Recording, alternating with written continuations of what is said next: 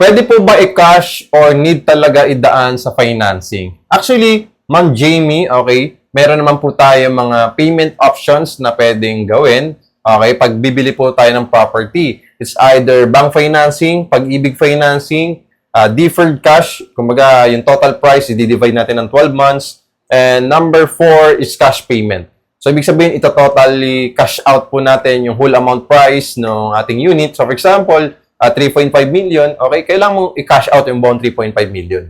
And then, kung idadaan po natin sa financing, kung wala naman kayong pang-cash payment, may option naman tayo. It's either bank financing, pag-ibig financing, or in-house financing. So, kung wala po kayong pang-cash, pwede po natin dalhin sa bangko para utangin. Pwede rin sa pag-ibig. Para na sa ganun, yung existing mong pera, okay, hindi mo siya magamit or hindi mo siya mailabas lahat.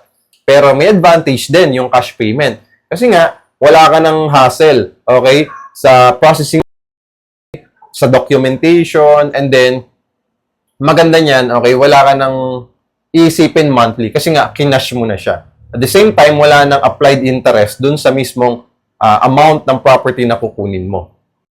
Pero, kung naghahanap tayo ng affordable, low cash out, walang spot down payment, 10,000 to 25,000 cash out only lang, pwedeng-pwede ka na magkaroon ng 2-bedroom condominium unit mo dito sa Ortigas Extension, Pasig na. Pwede mo nang malipatan agad within 30 to 90 days. Okay? Pwede mong i-cash payment, pwedeng i-done sa financing. Okay? Maraming salamat po, Ma'am Jamie, sa pag-comment. Just follow me and message me kung interested po kayo at huwag niyo pong kalimutan mag-heart.